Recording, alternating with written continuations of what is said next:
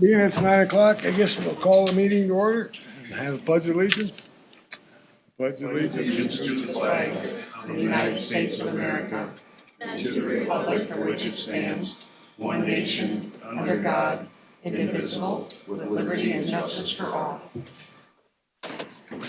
I shoved that right over in you, sorry. That's right. You did it on purpose. Can't fool me otherwise. Okay. This first thing would be, somebody want to make a motion to approve the agenda? So moved.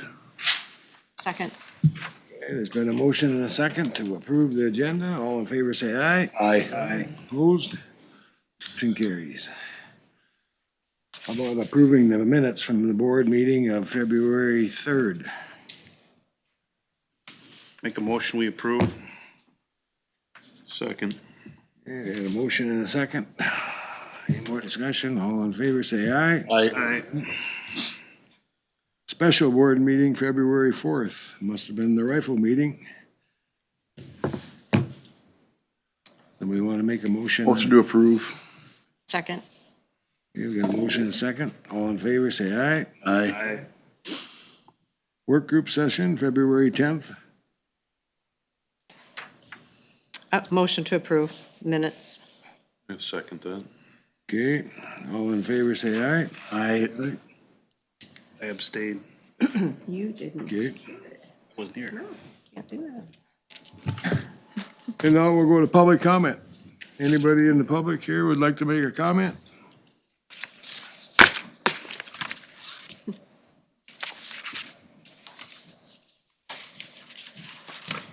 Sheila Schrader, Wilmington Township.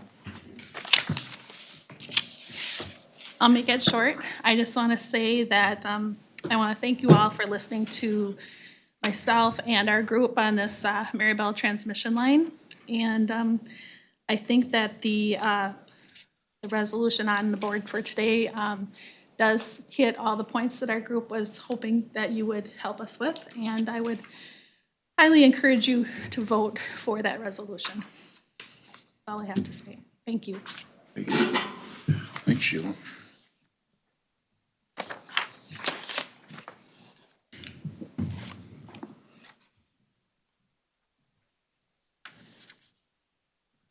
Anyone else?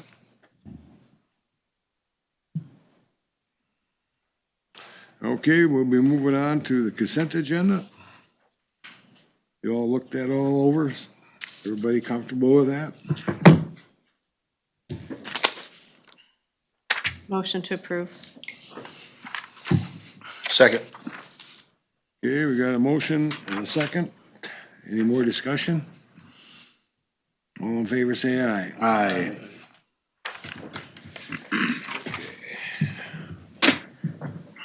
Moving along, action items.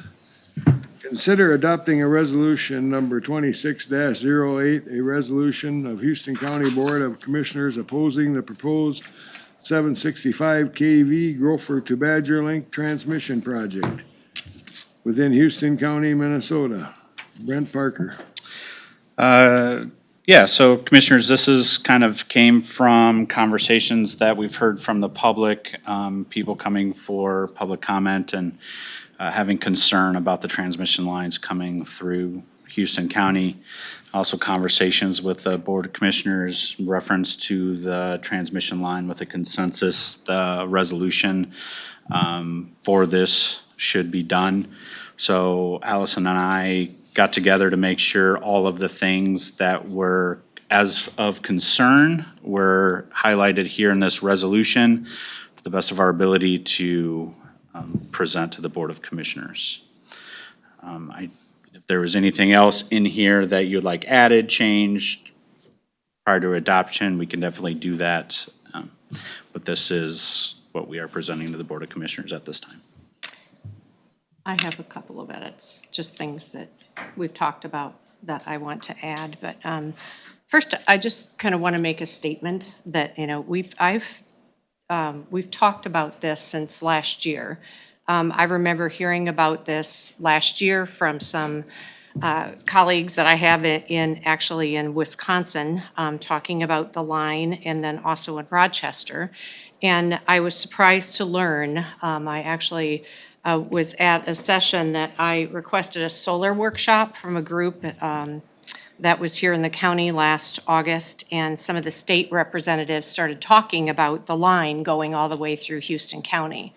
And it was kind of news to me because I hadn't really heard anything about it. So I contacted reps from the organization that works with the utility companies, MISO, to get a better understanding of it. They agreed to come to our meeting in November. Since then, I know the different utility groups have gotten together and hosted 2 open houses in the area, and then they began contacting residents. But looking at, the items for our resolution, and also just thinking about all these things that are going into this, it's interesting that we still don't have a lot of these questions answered. And I know they're working on that, I'm sure, and we don't have a specific route that is verified, as far as I know. Disclose any locations for substations. That's been thrown out there. I've read the 233-page application that has been submitted on the 6th, I believe, of this month to the Public Utility Commission of Minnesota.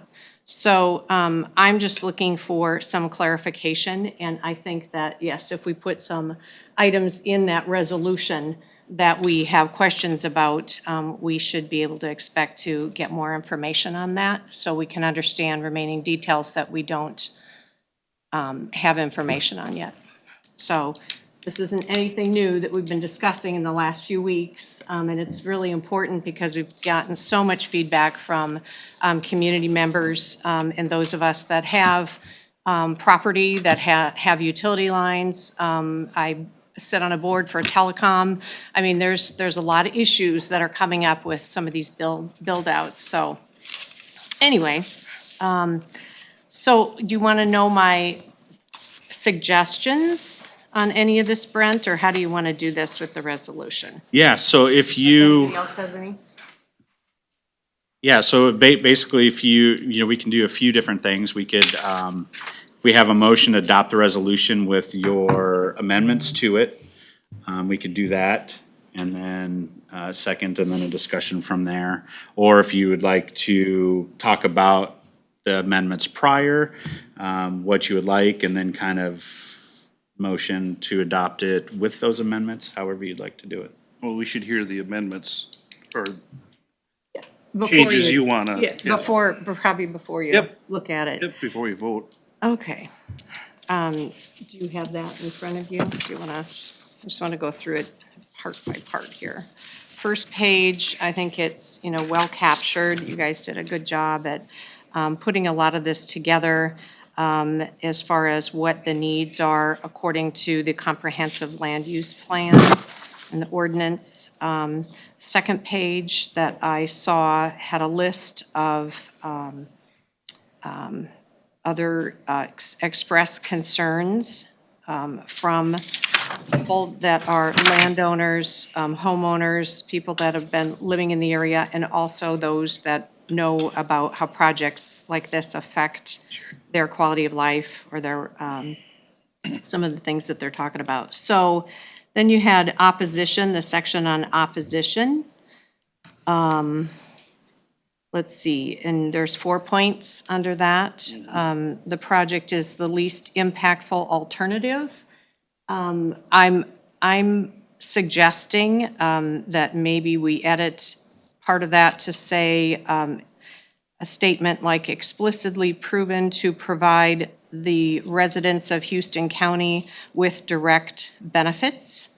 And just leave that open. Could be economic benefits, could be quality of life benefits. Let me say that again.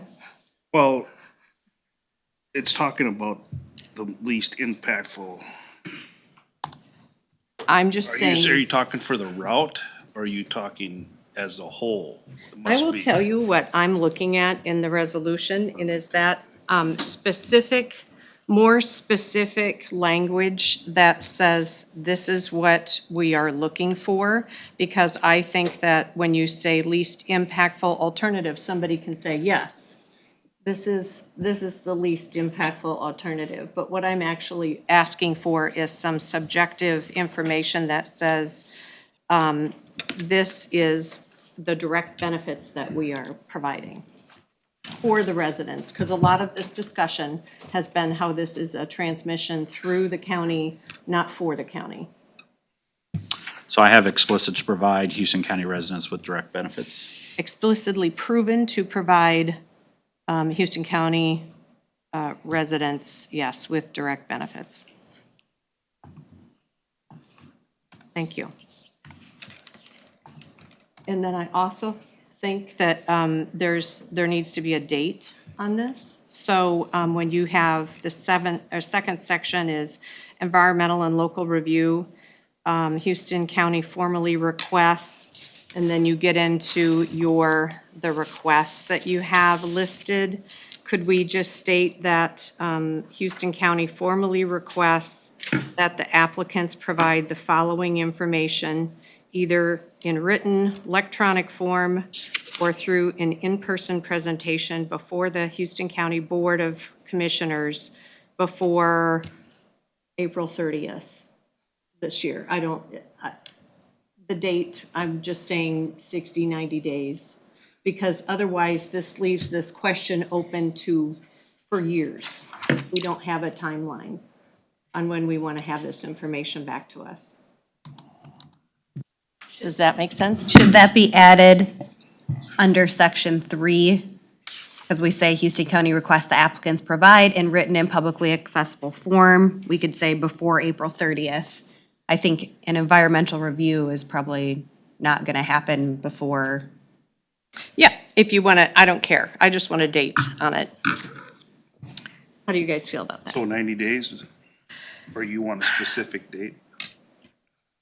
I mean, Well, the 90 days resolution from now, or? resolution should be activated by state standards 10 days after we submit it, or we vote on it today. So I think a date is more appropriate to look at, but whatever you guys think. I'm just thinking of something that's It's fine. the answers to some of these questions, give them enough time, but also make sure that we have some time to look at that and consider it. Well, we do the April 30th. Okay. So wherever you want to put that, Allison, does that make sense on that? It does. Provide in written and publicly accessible form. So then let's see, the next section, then you have 5 different areas, and this is under the formally requests. The only thing I added to that was, Section? so this is under Houston County formally requests, under section 2. Before we get to the 9 points below, so this is the first set above it, where it says a full environmental impact statement. And usually environmental impact statements include a mitigation plan, but I would like to say and a mitigation plan along with that. The rest of it stays the same. That includes Houston County specific, all the areas. Let's see, what else? Number 3, that's just a typo of agricultural impact assessment should be capitalized. AIA. Number 4, full disclosure of anticipated right-of-way acquisition impacts within the county. I'm suggesting that we actually ask for,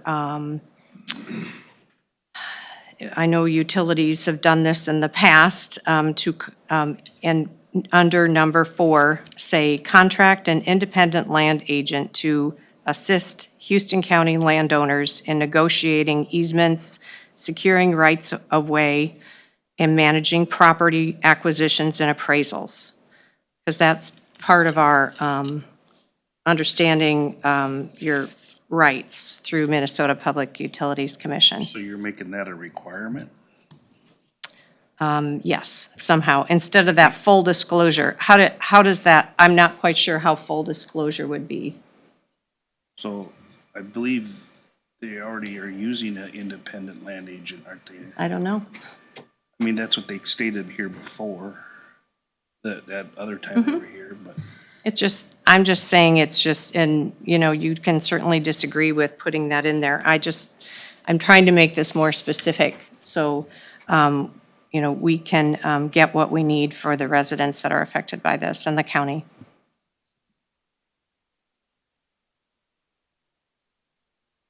It's up to you. I don't know if that needs to be in there, but So you just want full disclosure of anticipated right-of-way? What does that mean? Maybe I just need an explanation of what that statement means. Brent, do you? Hold on here real quick. Trying to switching back and forth to pages. Or you could say, like, including, don't have to say that to contract them, but that's what it covers. the only thing that concerns me a little bit is this is between a landowner and the company. I don't know, we as a county want to get into the business of, Negotiating land? No, we're not. We'd have nothing to do with it. It's just making sure, I'm not quite sure what full disclosure of anticipated right-of-way acquisition impacts within the county means. So maybe I'm not fully, I did not have that in my suggestions earlier when they wrote up the resolution. Yeah, so that would basically be in the transmission line, just basically a full disclosure of what land and property that they've acquired through Houston County for those right-of-ways. They are already working with a third party, is my understanding. that's my understanding. Okay. If it's already there, then we don't have to lay it out. That's fine. Skip that one. Also, then down below where you have the 9 areas that you're asking, just to clarify, number 2 says documentation of Minnesota residential rate impacts. I would suggest saying resulting from this project, because there could be a lot of other residential rate impacts that are coming about to all of us in the future. And then also projected over 20 years, or 1, 10, and 20 years to get that information. You know, we're asking for some information, all right, in this 1 through 9. So to guide them in better understanding what we're asking for, I'm just trying to be a bit more specific on this. So it would read the same, documentation of Minnesota residential rate impacts resulting from this project projected over 20 years. So you're asking for a little more Just, yeah. Because detail. otherwise, documentation of Minnesota residential rate impacts could be in general, not just from this project. And maybe you're asking it in general too. Yeah, that was just kind of a general statement, but we can definitely, focus that and get more descriptive with it. If we're gonna ask for more detail, I'd have to extend the deadline to get some response. I actually think this one's okay because some of the examples we saw with the 1, 10, and 20, I agree with Cindy. Because we did see that in other examples and we didn't include that in ours. It's typically asked or requested. I mean, this is what they do. That's fine. This is not, I mean, I'm fine with, asking questions that we need to know because this is basically coming to us as a county and to our residents. So this is what people have wanted to know and how they're impacted. That's where I'm coming up with my suggestions. And we've talked about some of these things before at various meetings too.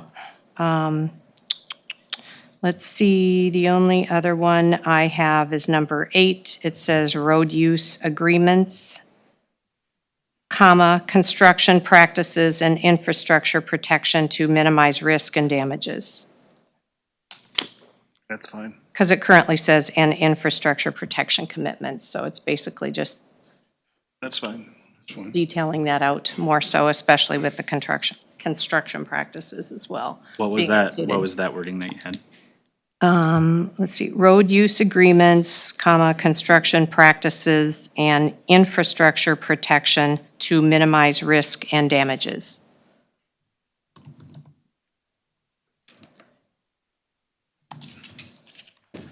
That's it. That's all my comments.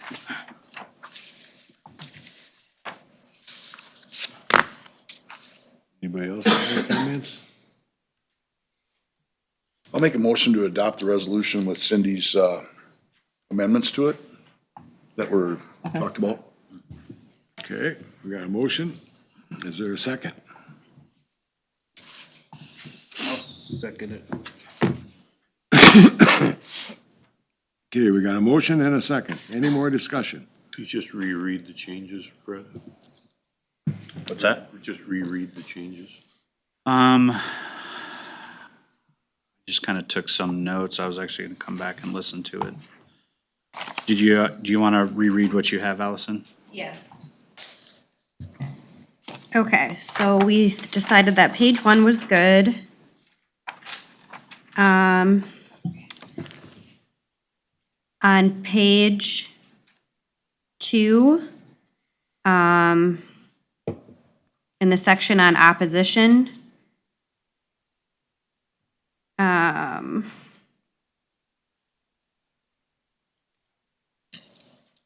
Number 1. thank you.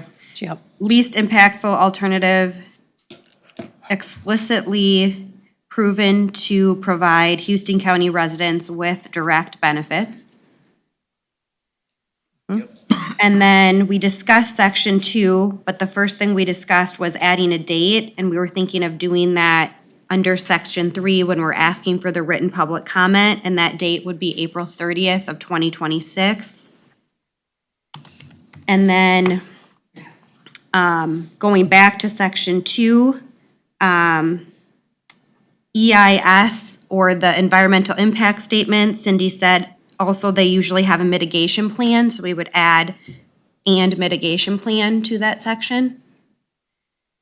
And then agricultural impact assessment should be capitalized, or AIA.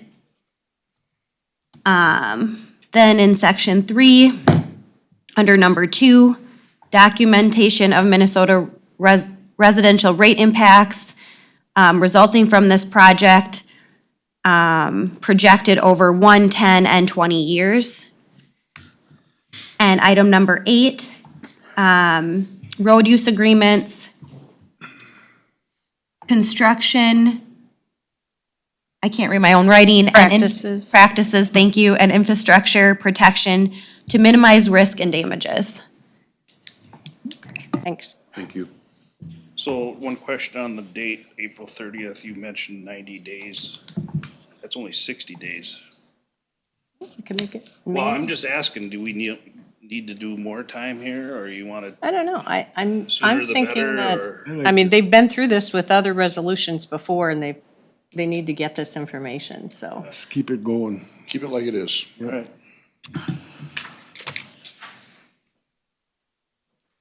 Okay, any more discussion? Should we do a roll call vote on this one? Yep. District 1, Yes. District 2, Yes. District 3, Yes. District 4, Yes. District 5. Yes. So, we have a resolution. Okay, moving on.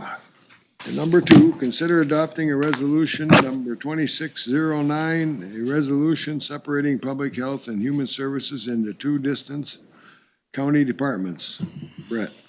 Yeah, so just a little background on this, make everybody aware, a few years ago, quite a few years ago, Public Health and Human Services came together under one specific umbrella as far as department-wise.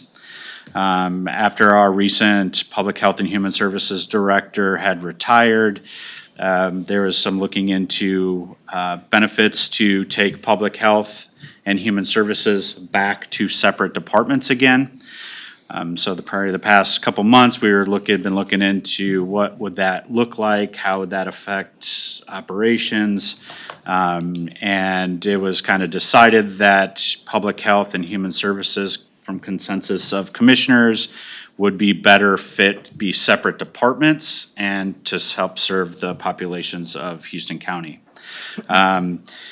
With that, though, one of the struggling aspects that we've kind of had wasn't necessarily the Public Health and Human Services separating into two separate departments again, because they've operated in a way that they've almost been two separate departments anyways. They've had their own budgets within the Special Revenue Fund.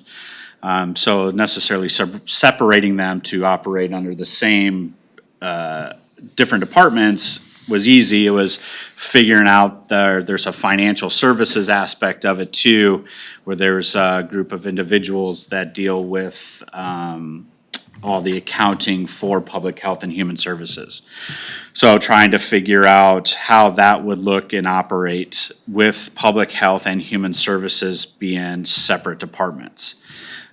So how my proposal in here is having Public Health be a standalone department with Human Services being standalone department, and we've also talked about having some sort of centralized finance or kind of a central finance that those individuals in that accounting team would service Public Health and Human Services, because one thing I do know for certain is that they are good with figuring out the funding for Public Health and Human Services. When it comes from the state, there's a lot of things that they have to deal with that are kind of just specific to Human Services and Public Health. So that team would essentially be separate from Public Health and Human Services, and then the next step after that, after Public Health and Human Services became their own department with department heads and functioning, then that team would figure out the next step would be that centralized finance at that point. There are some things that we have to do. There's questions we have to get answered about Public Health being in the general fund opposed to a special revenue fund. And so those are things we are actively looking through at this time. This resolution is basically to officially get that process started, that we are wanting to make that separation. And then basically direct staff to start down that line of standing up a separate Public Health, standing up a separate Human Services. And after that would be done and complete, and those two aspects would be finished, then the financial services placement would kind of integrate. Then we'd start looking at the finance stuff of that. So right now, the finance service would kind of stay pretty status quo, still serving as the Public Health and Human Services finance team until those got in place, and then we'd make that transition after that. Okay, This is what we've talked about at our public health meeting with staff. Okay, correct, yes, yep. And what kind of a feeling did you get from those meetings? They seem to be like, okay. They're all on board? Well, they're all sitting back there, so. Yeah. I'm asking you. They're waiting. I felt like they were on board. I had made some suggestions about, without, you're essentially not replacing John, and now we're gonna make two departments, which I think is good. I just wanna make sure that our department heads back there are compensated correctly. Well, I'm sure there'll have to be reviews, right? Yeah, yes, yep. So, Something else I would mention is also that, when you do a resolution like this, yes, we have to say they're separate departments, get that. But also, we're not saying that they're not working together. Absolutely. Because that, I think that's also critical, that they have, you know, that communication, the communication lines on behalf of the services that they provide and our residents that need that. And it's, hopefully, we do that with all the departments. They should be linked and able to, you know, give information and work with each other. They already work, Communication. they work in teams, so it's not like it's, you know, never again going to cross paths.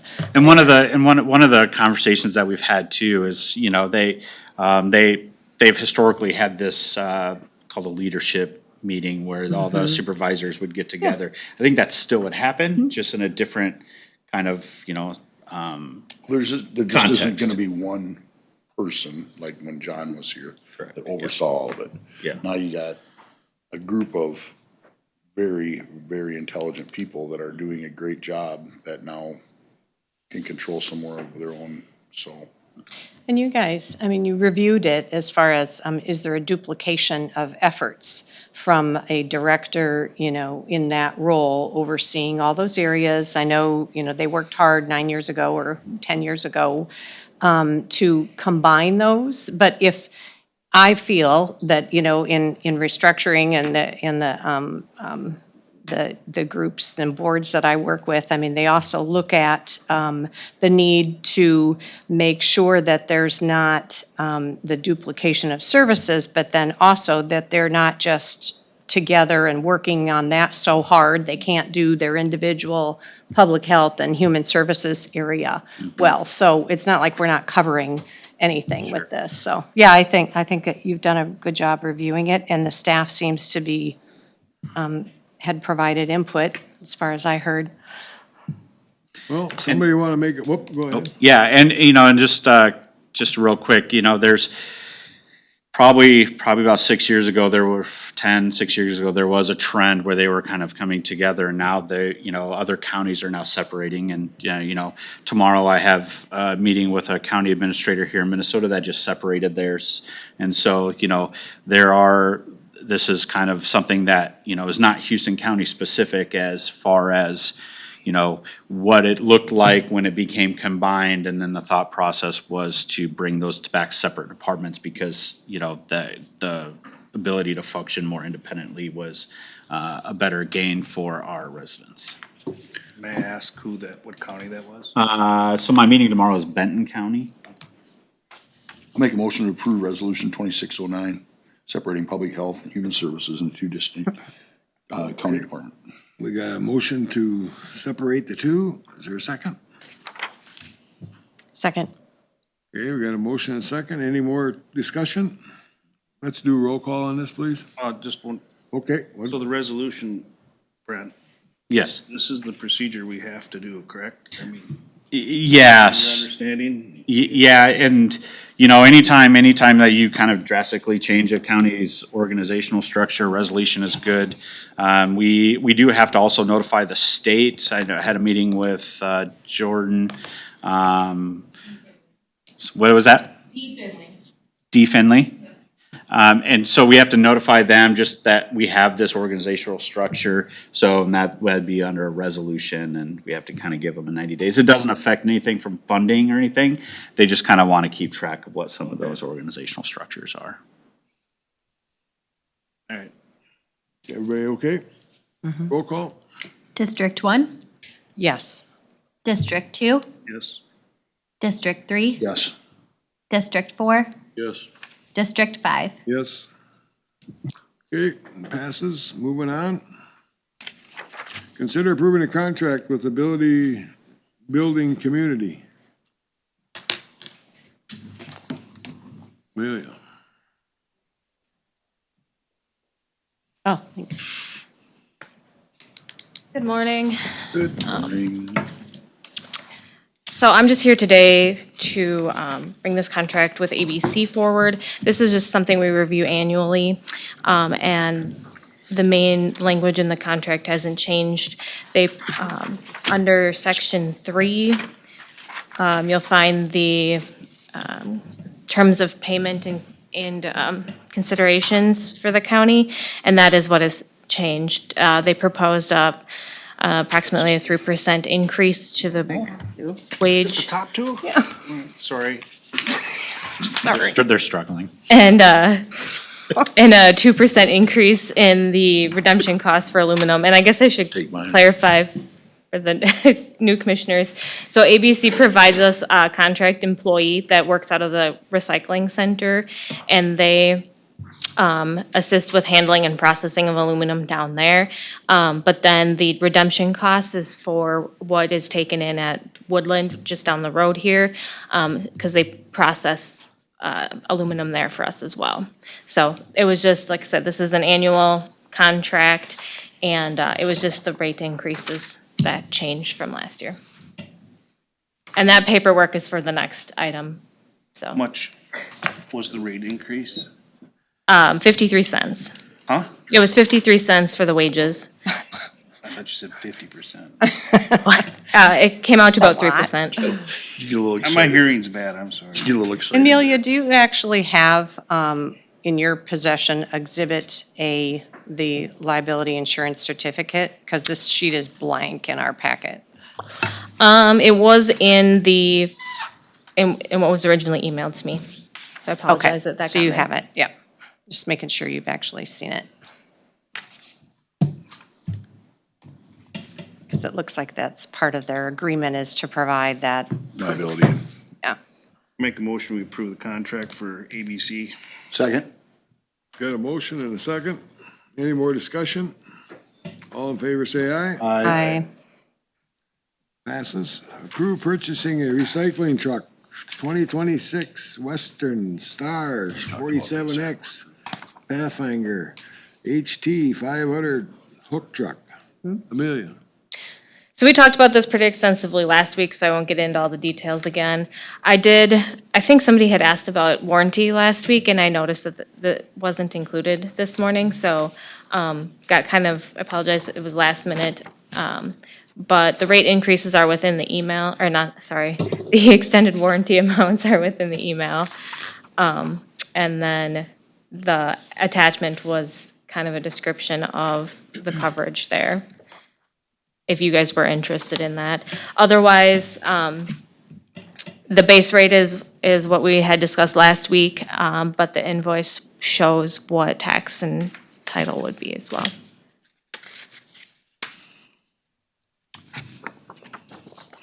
What do we got in that truck we got right now? How many miles are on that? We're not trading that in, are we? So we had discussed trading that in. He hasn't been down to value it yet. It's just my head. It sounded like it hurt. So I don't, Hard. they originally had someone interested in a used vehicle, so they were pretty excited about it, but that person has already purchased something, so he was just going to see if it was something that he thought they could sell on their lot. But it's up to us, I guess, whether Can we put that on min bid? that would be our other option, and we probably would do better there, so I would if say- you want me just to tell him we're not interested in trade, it'll save him a trip down here. I would say that'd be better to put it on bid, auction it off on min bid. Isn't it a Mary pretty Miles? low value that you estimated on it? 15,000? I estimated 15, which I was hoping was very low, but that was based Okay. on some comps I had found online. Do a warranty on the last one. Engine and chassis warranty on the last one. I don't know what we had done in 2007, and I guess I'm not familiar with what Highway does either, if that would Put help. warranties on yours, your engine and chassis. No, because they trade them off so quick, they don't need them. Wow. That is not where I thought that was gonna go. Never mind. He gets a chance to rebuttal here. Oh, my lord. Tow trucks, usually keep those for, minimum of 10 years. We have done some warranty stuff in the past. Usually we don't on the trucks. When we have issues, it's usually with the manufacturers or no warranty. Get out to that extended warranty period, we haven't had a ton of issues. Start getting out into that 10, 12 years, you're getting beyond even extended warranty. And that's The only difference here, I think we're gonna be able to keep this truck a lot longer, and emissions is what worries me on these trucks. having a warranty for emissions. I just, I'm looking at this and I don't think these are unreasonable amounts on the coverages. I just Well, when you think, consider the value of the truck. right, the warranties I think is important. How many miles are on the old one? I think we're up to around 320,000. Currently, we have a 2007, so yes, we're going on around 20 years. I guess my numbers last week reflected, and I'd like to get more on a plan schedule for replacement around 10 years, so. So then you don't need to, I mean, if that's the idea, that If that's what you're thinking for every 10 years, then I wouldn't get too concerned about the warranty stuff.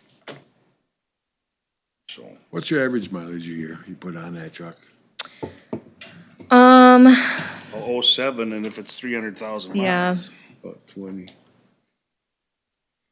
That's us thinking 16 to 20. 16-ish. That's 18 years.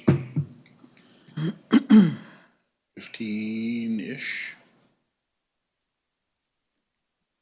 Yeah. About 16,000 a year. 15,970. So we only put that on, that's gonna last a long time. It's a lot I of, wouldn't worry short about hauls. the extended warranty then. What is the factory warranty do you have? I'm sorry, I wasn't here last week.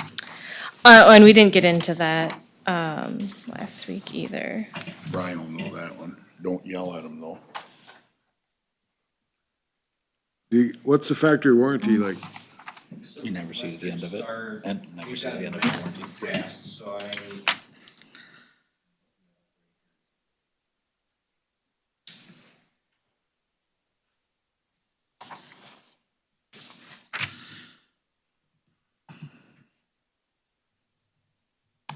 So the one we currently have now is a manual transmission.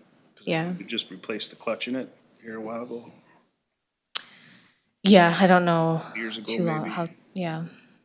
You're going to an automatic.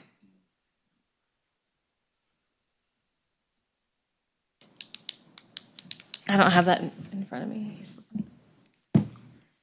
We're getting an automatic, correct? Yes.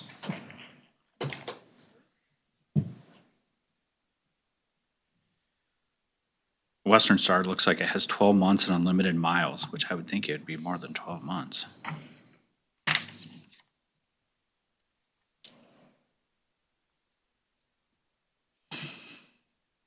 And I would think maybe if it's only 12 months, I would go with the 5-year for sure.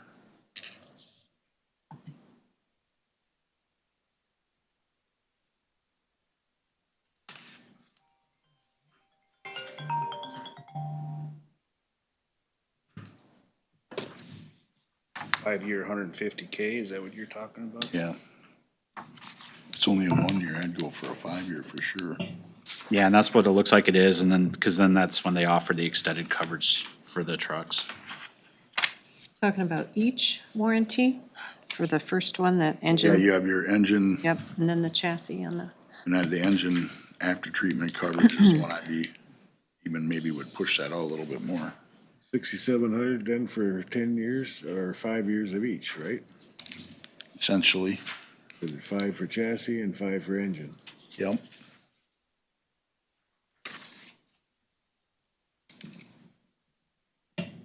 Years, that's not too bad. compared to the price of it. Right, but I mean, that's, everything you buy is expensive. Exactly. I mean, it's pretty good. Drop the Well, it covers the transmission. emissions, that's the best. Emissions is the one I was concerned about. Oh, we've them got the def units and all that, right, Brian? Yep. And the regen and all that. yeah, that's the biggest issue. That's the biggest one we're running into and the ones I run too is with Yep. the def units and the regens and that's expensive when they go down. Yep, I just messaged the salesman. 1 year, 100,000 miles for the truck, 2 year, 250,000 for the engine. And extended. I'm assuming on the after treatment coverages that would cover that for the computer def and all that? Diesel cost for the regen? Or is that gonna be just strictly the block and on the engine? I think, And we could we should go with. table this too if you guys wanted additional time. Well, I mean, I don't I think we think need we should go with a time. 5-year, 150K for 3,295. Don't you think? I'd do the 5-year across the board. Maybe by then they won't have any missions required anymore and we could, I won't say nothing, but What kind of a warranty are we getting from the truck? to 1 cover year. it? Just the 1 year, 100,000? 150. 250 for the engine. and the extended coverage starts after that, I believe. Yes. Tagged onto it, yeah. Tags onto the factory, yep. After treatments, 2 years, 250,000. Some components are 5 years, 100,000. I'd go with both the 5-year. Should be all right with that. Yeah. I'll make a motion to purchase the truck with a 5-year and 5-year on the EW4 and TC4. All right, there's been a motion to do the 5-year plan on both the chassis and the engine. Is there a second? Well, I'll second that with the insurance that you said that we had found the money for this. Yes. Okay. Where did we find the money? Went to the Johnson Farms down. Oh, yeah. Thanks for your donation. Private donation, nice. That's what happens when you miss a meeting. Yeah, I can see that. Carol laid that out for us, so we're good. All right, I'll trust that. Okay, we got a motion and a second. All in favor, say aye. Aye. Opposed? Motion carries. Thank you. All right.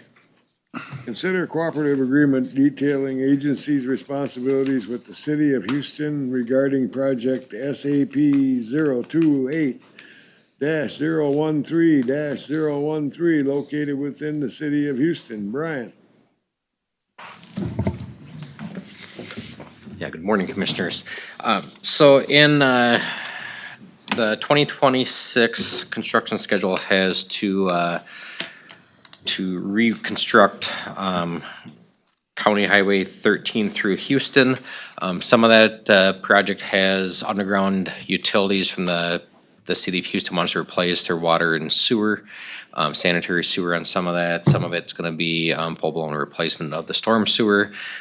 So when we do projects that are within municipalities, we have cooperative agreements that we put into place, detailing responsibilities for the utilities, inspection, design costs, sidewalk costs. So this agreement is essentially, we've used prior projects as a template, created a new agreement with the city that kind of spells out who's responsible for what costs. So essentially, the county's costs will be covered by our state aid allotment, and then the city has other funding sources for their costs. So, and then so most of the costs are split kind of 100% county if it's a typical road cost, if it's up into the base and the pavement and the curb and not the curb and gutter necessarily, the base and pavement and stuff, that's a road cost, so that'll be a county cost. If it's a utility cost with the water and sanitary sidewalk, that'll be a city cost. And then you look at the cost, if it's related to storm sewer type infrastructure or water runoff, that gets split 55% county, 45% city. So that's based on the contributing factors from when it rains, how much water is getting into the system from within the right of way versus outside the right of way. And that cost gets submitted to the state, and the state reviews, and they tell us what that percentage would be, or that they agree with the percentage. So in a nutshell, that is kind of what the costs are. The one other caveat that we have in there, 20% turf establishment. County typically will pay for CETA mulch, where the city wants to have sod. So we looked at what the cost would be for CETA mulch versus sod. So that amounted to 20% of that sod cost will become county instead of paying for CETA mulch. Is the city agreed to this? Yep, so this went to the city council meeting on, I believe, February 9th, Yeah, I read and the the city minutes. has approved it. But, so everything's gonna be billed through the county and then we bill them, correct? Yeah, so it's one contract, so everything would be a contract through the county, and then we'll bill the city, and then they're responsible to get that money back to the county through their funding sources, so. So was there any proposals on trees planted in the boulevard or? Yes, yep, so there are some trees, there's existing trees in the boulevard, they do want new trees back, the city. Are those coming down? The ones that are gonna need to come down with this project, then there's gonna be new ones going back up. The one nice thing about Houston is that they have really wide boulevards versus a lot of areas. The right of way is, in most communities are a 66-foot right of way. Houston has a lot of areas where the right of way is 80 feet wide, so you have an additional 7 feet of right of way on each side of the or between the sidewalk and the curb and gutter, for those trees to fit in there without getting concerned about the roots and stuff. And the city has, there's stuff in here where they will maintain the trees and stuff, so it's not a county issue. Will that be the county's responsibility to notify residents along the area where the trees are coming down? The city is responsible for everything dealing with the trees, any type of land acquisition to have to disturb any land outside the existing right of way, that's all city, so the city's been handling that. Do we maintain those? The trees and those boulevard areas? Usually the cities are supposed to maintain them if they're at a point where the branches are getting up narrow or low over the roadway where they're starting to hit vehicles. We get complaints on them. If we can't get the city out there, we do get out there every once in a while and we'll do some pruning. We encourage the cities to do that because if we prune them, it's gonna be a lot more branches coming off than if they want to do them, so. That gets brought up to me quite often. It's not on this county road, it's on the state road going through town, Main Street, of branches coming out, hitting trucks and big farm equipment. And I've tried to email the state on that, but I get no response. But I don't know if it's going through or not either, so. If you let me know, I can definitely reach out to the maintenance supervisor out of Dresbach and get the stuff onto him. I don't know if the city maintains that or if the city says, or if the state maintains it, or if the state says that's the city's responsibility. Could be, I don't know, yeah. I don't know those agreements. Yeah. Do we have cooperative agreements like this with all the cities in the county? The vast majority, any roadway that's been rebuilt, we have agreement. If a road hasn't been reconstructed, we don't, I shouldn't say that. Almost every roadway that's been rebuilt, we have an agreement. Okay. If a road hasn't been rebuilt, we don't have an agreement. Most of the agreements are based on the same template. Okay. So this is the one we always try to follow. La Crescent, there's some issues with, we don't have agreements in some of those sections, and we get into a lot more, finger pointing on who's Back and responsibility forth, I is. know. So we always, we definitely want to have these agreements in place. You pull it out and can say, yeah, this is who's responsible. It's spelled right out. Thanks. Well, I make a motion, we approve the cooperative agreement with the city of Houston regarding this project. Okay, we have a motion. Is there a second? Second. Any more discussion? All in favor, say aye. Aye. Aye. Opposed? Motion carries. Number 6, consider approving individual purchases as recommended below. Brian? Get the checkbook out. Yes, so this is something that we usually try to do in January of each year, get the stuff on the books before other counties, municipalities start ordering all their equipment. We can get them quicker that way. This year, we're a little bit behind what we have been in the past, but this is all equipment that we put in the budget for 2026, so it's been approved in the budget. So we can kind of go through this. I'm not sure if you want to do the votes individually, if you want to take it all together at the end. I think it's already been approved in the budget. It's all in the budget, yes. Well, it doesn't mean we have to approve it today. Just saying. Do you need a Snickers? Like you should have a Snickers. I think we should do it individually myself. Okay, well, I'll go through each individually and then we can, you can. That's fine. Right, so the first one would be the plow truck chassis. So we Historically, we've been going with Mack trucks. There's some delay on getting some of the Mack trucks in the past, and a lot of counties have been purchasing Western Star trucks. So it's kind of, and not just counties, MnDOT's been purchasing some as well. So with receiving feedback from other counties that have been switching to Western Star, they've had really liked their trucks. We actually had a Western Star truck that came down and sat at our shop for a couple weeks. Yeah, a solid week at our shop. So our guys were able to drive it and stuff. They drove it. Our drivers provided some feedback on that. So we got quotes from both Mack Truck and Western Star this year. Western Star came back slightly lower at $163,556. Mack Truck was $165,799.92. So a couple $1,000 lower for the Western Star. Our staff, when they drove the truck, they really liked some of the stuff about the Western Stars, and they were excited to maybe try a different truck. And other counties have been really giving good feedback. So the recommendation this year is to switch to a Western Star. They're telling us they can get us the truck in December of this year. So pretty quick turnaround on getting that truck to us. So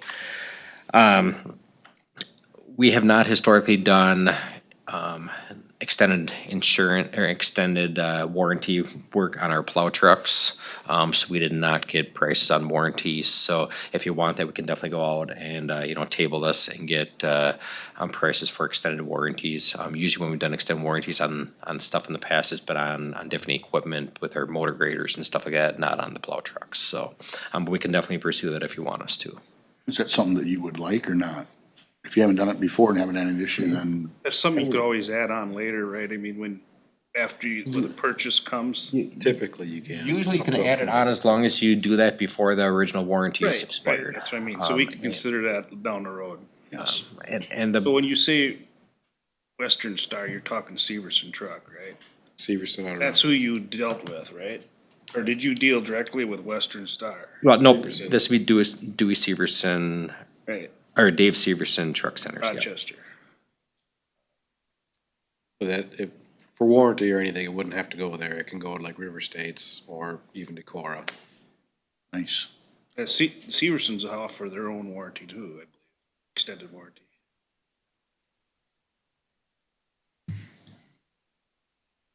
So,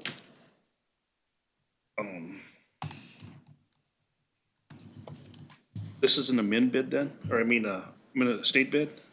The price is actually a Sourcewell bid, is the price that they gave us is the cheapest price. So it is another, similar to the state bid where all the suppliers can submit their price and give their best rates. So, Previously, we used state bids to buy the max, right?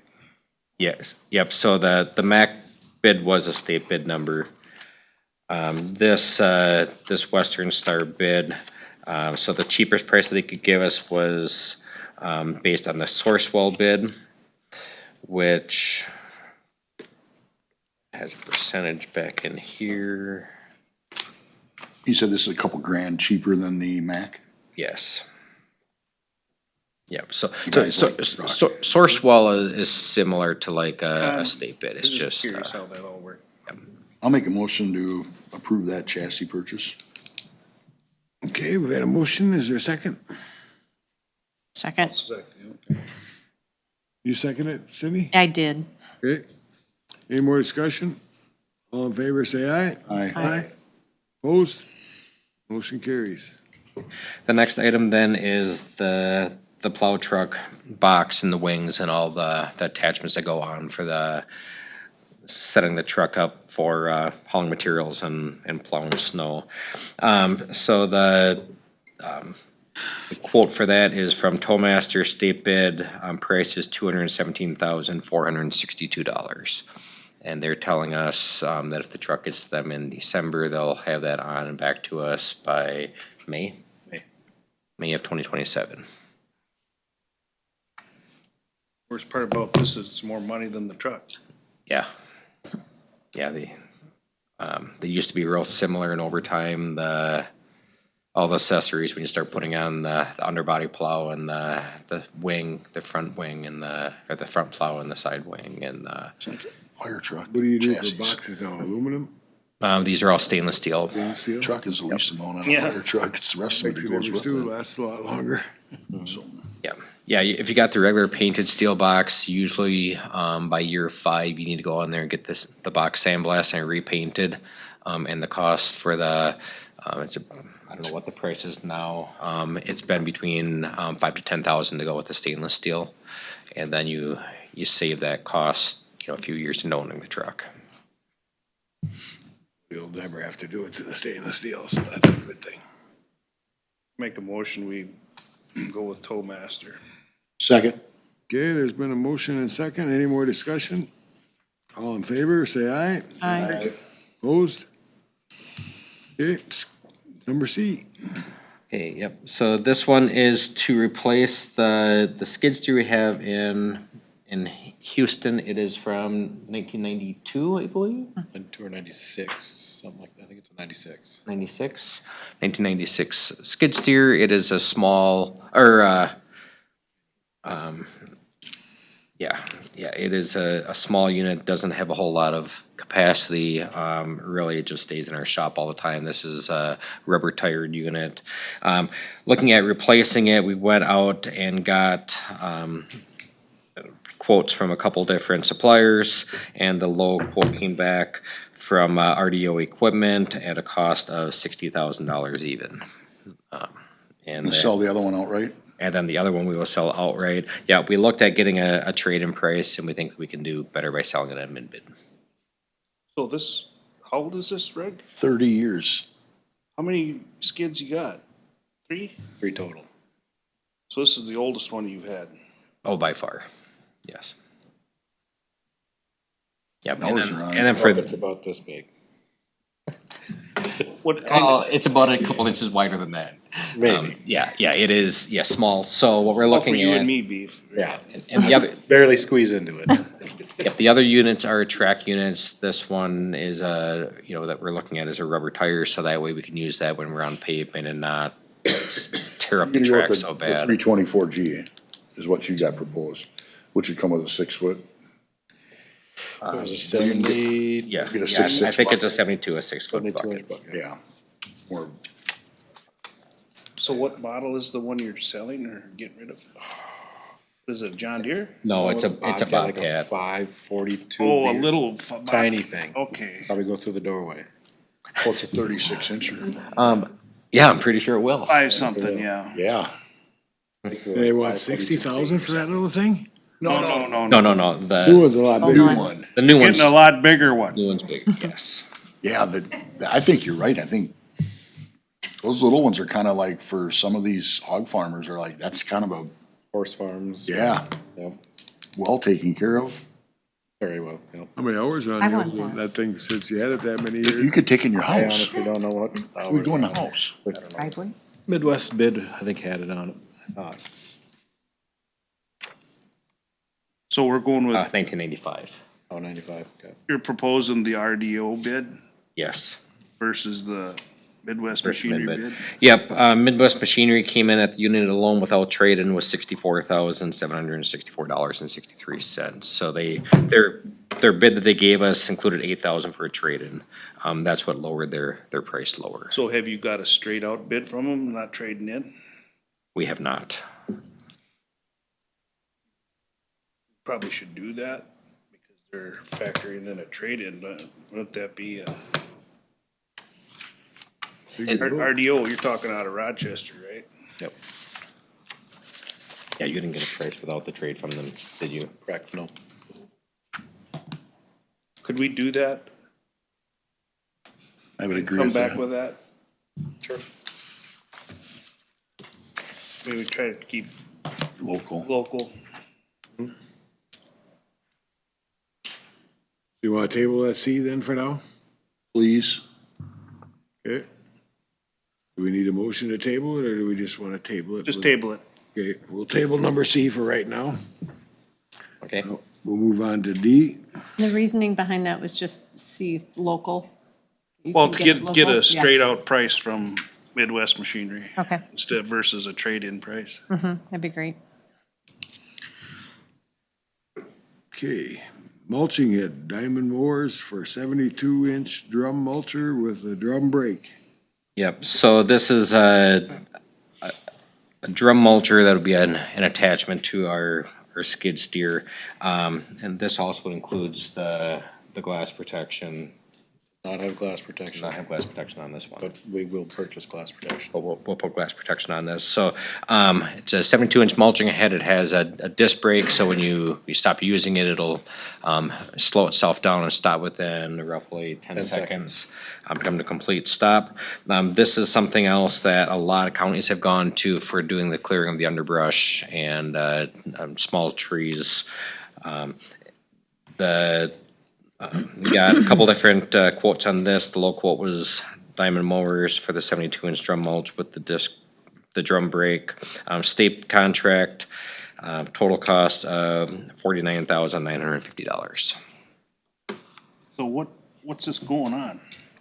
The 333 track skid loader, John Deere. Diamond mowers are that much money?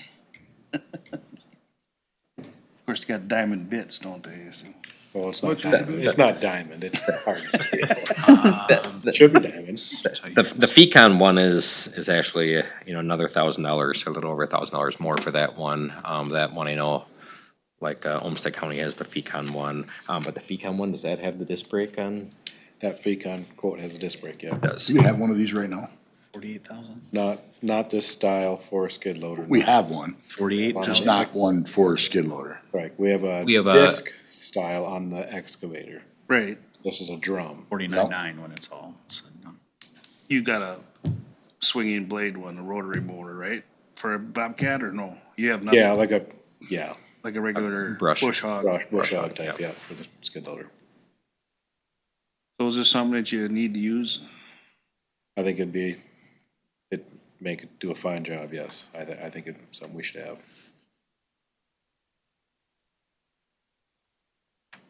You'd have plenty of applications where we could use that Oh, yeah. versus a man and a saw. Is that what you're kind of getting at, or? So it'll take up to a pretty good sized tree and, Well, and obviously to a certain size tree, then we'll just go and clean around it. That way the man and the saw can get to that down. if it's a big one. This if it's a big one, yes. I've seen videos on these, they're Oh, slick. yeah, they're awesome. Yeah, they're Got, saying, what, two of them at your I place? wish I had one, yeah. But not Make for- a not for motion to 50,000. approve that. I'll make a motion to approve that. Okay, we got a motion? Second?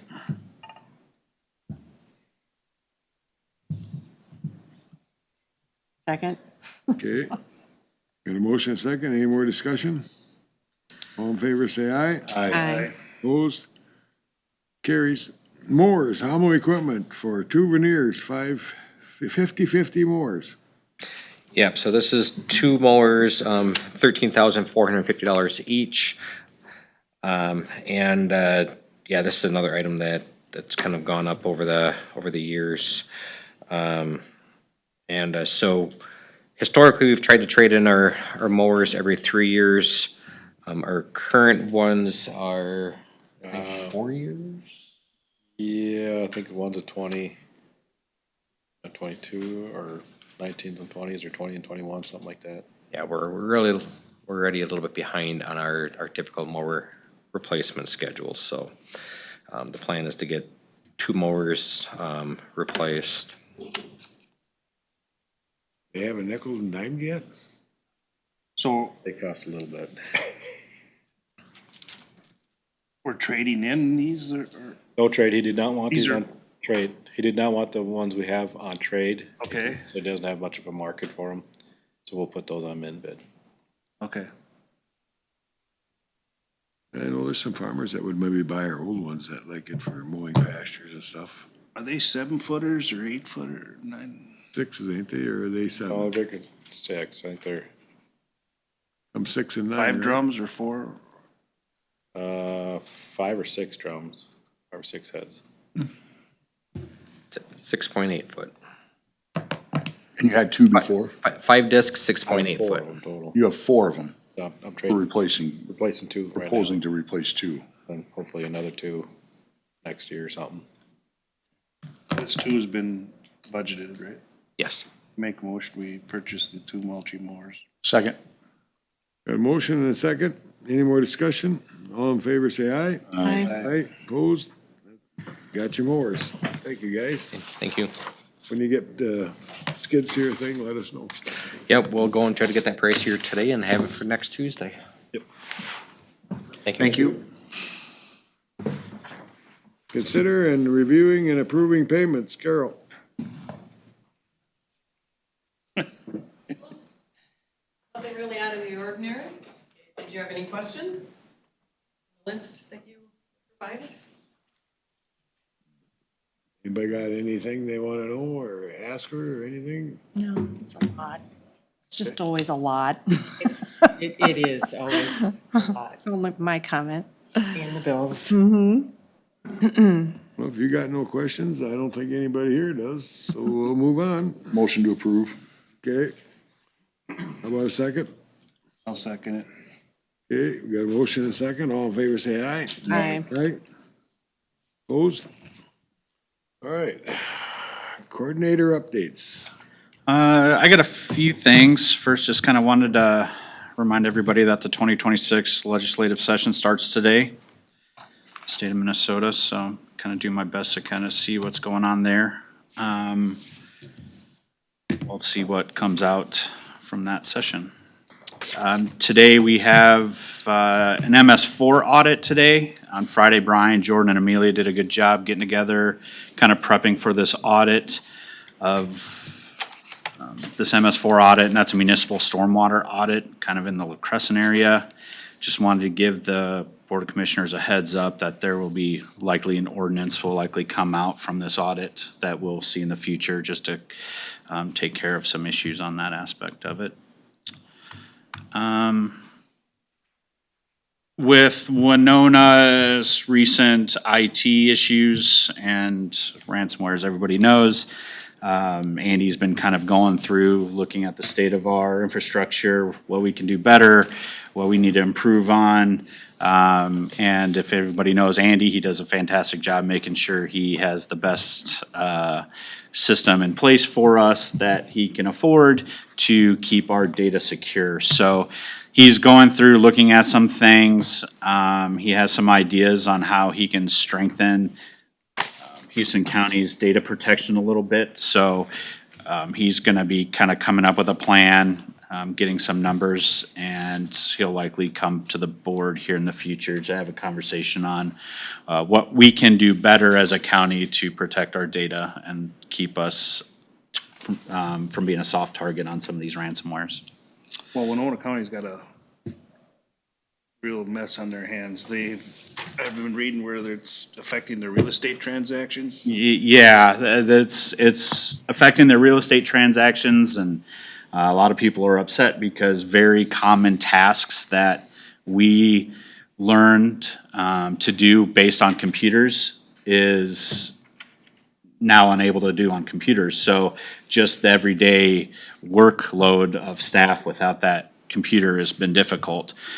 We have been talking about having and looking at planning sometime in April to have some sort of kind of drill of what were to happen if the recorder's office, if Houston County gets ransomware or we lost computer access, how would the recorder's office still record things? And how would the treasurer's office still function? And how would we function as a county if we did not have computers?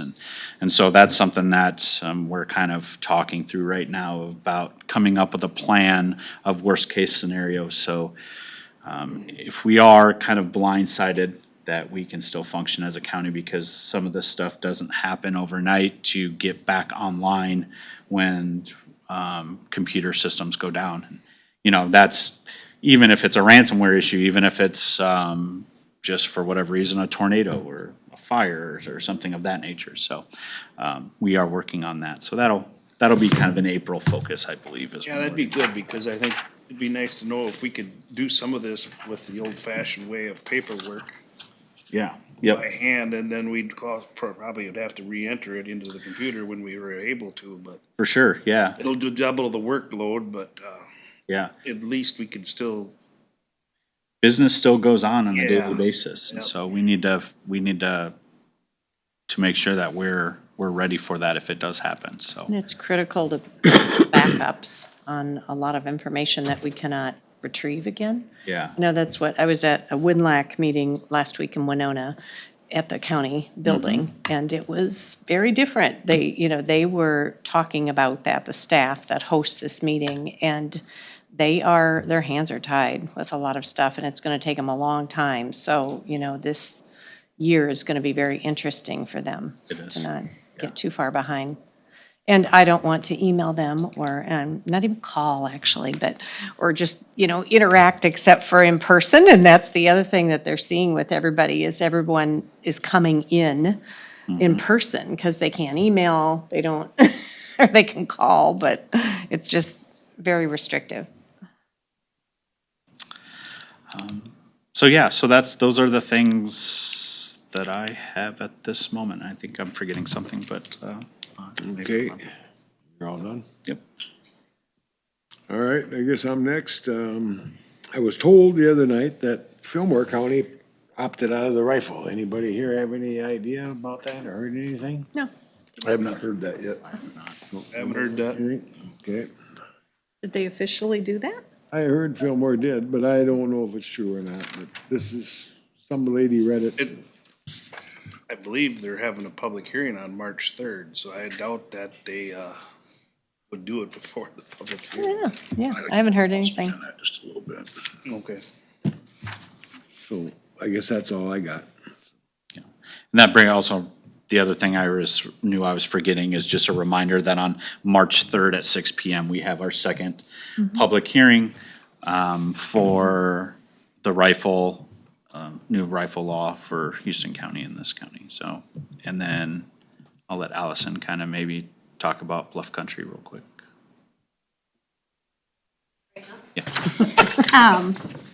Yep, so as a reminder, our annual Bluff Country Collaborative Career Fair and Hiring Event will take place at the La Crescent Area Event Center on March 11th from 9 a.m. to noon. The event is free for Houston County businesses and job seekers to attend. I think we have around 35 businesses signed up. It closed on Friday, but if there's a last minute business that wants to get in, we have just a couple more slots. So So you do have room for a couple more. we do. So if you know of anyone who wants to attend, just have them get a hold of me ASAP. All right. All right, Bob? Didn't have any extra meetings this last period, but did get a few interesting emails, one from our state senate that I think everybody got with a large packet on Yep. the reasonings behind the state doing what they did on that. Just helpful. That's all I got. Okay. Kurt? I had ECB RAC annual meeting. The school mapping is going forward. They will be in Caledonia next week on Thursday to do all of our schools. So Houston County Winona County is just about done, and they'll be on to Houston County with all of our schools in Houston County. We only had one school in Houston County opt out of having this done with their school, and that was Hiawatha, which has moved up out of Polka. So everybody, all of our private and public schools are all involved. That grant was $6.8 million. We will be looking at, and Mark can talk about it a little bit more, Olson, but probably as we get going a little farther along the tabletop, exercise, emergency communication network, ECN update is the modernization. We talked about this before, the costiness of upgrading our E911 centers. About 87% of our 911 calls come from cell phones these days, which I thought that was gonna be not quite that high, but this new GIS system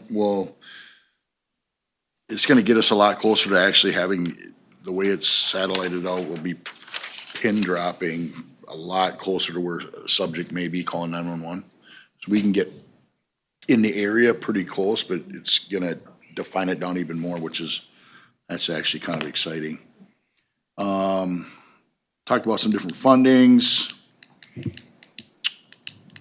The radio contract is gonna go up with the tower stuff. For us, it's really not gonna go up a ton, $168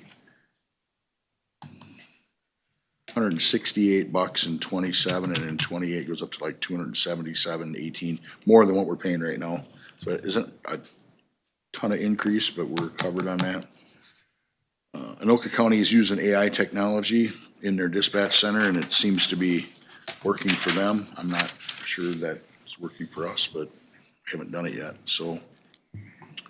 We had public health meeting, talked a little bit about tobacco, talked about the separation. Truancy's changing for us from law enforcement side of it, how it's gonna be handled through the county attorney's office to public health, so on and so forth. That's all I got. So the truancy, Let's talk about truancy. that state changed law on that? Yeah, so it used to go, school would call us, we'd go out there, and then we would go through the whole process. Now it's gonna go to public health first instead of the county attorney's office. And the format's changed, 3-strike rule. Goes, Public health, it would be human services. Excuse me, human services. Yeah, I must have a, Jordan was getting. let me go ahead and just, human. All right, so now I got that changed, so now it's. See how well they work together? We just said that. So this is what we talked about at our meeting. My people are not real happy about this. There's just a lot more hoops from the law enforcement side of it that we're gonna have to jump through. So what was the idea of making it go through, You should ask them back there. services? Bethany, do you have a? The point is to be less punitive to start and really to have schools and families and social services work together and try to get the kiddo to go to school before we involve the courts. It did change effective September 1st, so it is a different change in process for us. And we're still working through it just like the schools are, so there are gonna be a few bumps. But hopefully, when we can kind of get it ironed out, it will be better for the students. So they've added more duties to your staff, correct? Correct. Is the state compensating us for this? No. Some of those children will be child welfare targeted case management eligible, but not all of them. So those that are will be able to bill for some of our service. So that would be the funding source, but not every child will be eligible. So the idea of, truancy as a whole has become more of a problem, hasn't it? Yes. So now they're gonna make it harder to enforce it. Yep. Okay. Kinder, friendlier. I got that. Now I get it. I don't understand it, but It will come in as a child welfare response to start, which is more voluntary. If they don't follow through with us and the school at that time, we will move it to a child protection response, which becomes less than voluntary. And then if we are still struggling with them attending, we will reach out to the county attorney's office and review the court process that they were doing for the 12 and older back before September. 12 and under 12 has always been social services, so that part's not new. It's the over 12 that the process is changing. so this law change happened in last year, Yes. 25 September In the 1. last legislative 25. session. last session? Okay. You all done, Kurt? I've been done for like 7.5 minutes. I'm sorry. I don't have much to bring up, so I just thought I'd tag on to yours. I got no problem, ask away. I don't really, It's your turn if you got anything you wanna say. the only thing I wanted to bring up, I don't have a lot, but I was reading through Bobby Hillary, the Fillmore County Administrator's legislative platform that they were talking about, and one that popped up at me that I think we should pursue or even consider a resolution, but whether it'd help or not, but the property tax system, we should try to simplify it in the state of Minnesota. I think that's something we need to work on as a county as a whole, as AMC as a whole, is to simplify Minnesota's proper tax system. Every time we create a new tax law, we never get rid of one. And it's just so cumbersome and it's very complicated. So I don't know, I think it'd be something for us to maybe write something up supporting that one. If there's other ones that we want to look at harder too, that'd be great, but. Had the letter that Luke Yep, to the legislators, that's, a starting point. right, right. That's a good point. Yep, yep. Our assessor wrote up a letter, he had it in the paper actually, and sent it to the Davids and Miller, I believe, are representatives, so.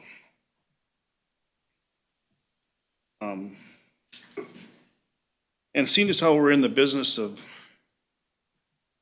creating hunting laws for, with this rifle situation that we're reconsidering, you know, it was brought up at our hearing about what would be a better resolution to our hunting rules, and that'd be, bring back earn a buck. And I don't know what you guys are, I mean, if we're gonna be making law on what gun we could use, why can't we make a law and let's have earn a buck? I don't know if you guys wanna consider that or not, but Is that something that the county could do though? Yeah, who monitors that? Is that, that's the DNR rule. so, So it'd be something that we would have to push through the DNR. Well, we could create we're creating an ordinance on the rifle thing or We're creating an ordinance because it was forced upon us by the legislature. right. In order This to is- enact something like that, you'd have to reach out to your senators and representatives and have them introduce a bill, which would have to go through legislation. And that's what I'm getting at. That's what I'm getting at is I mean, it got brought up a couple of times and I think that's something we should look at pursuing, you know. Well, they wanna get rid of deer, that'd be a good way to start. Well, I mean, we need to manage our deer herd, Yeah. and that's what this is all about, is manage it properly, and it's not being managed properly now, and we have CWD in certain areas of our zones, and I don't know, it's just something I thought I'd bring up. I'm on board if anything you can come up with on something like that to help whittle this deer population down, and Good point. good idea. All right, that's all I got. you waiting for me? Yep. Oh, let's see. Like I said, last week I had a WinLAC meeting, and that's always good to catch up on a lot of the water issues that we have in the area and in any planning for the future. Let's see, besides that, public health meeting, we talked about, and then I've had a lot of calls about transmission line issues and just people wondering what's coming up with some of the things that we'll be voting on with either the rifle gun situation or the position of auditor, treasurer, recorder. A lot of input on that.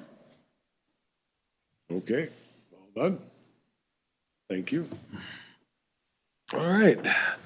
Closing public comment. Anybody here would like to come up?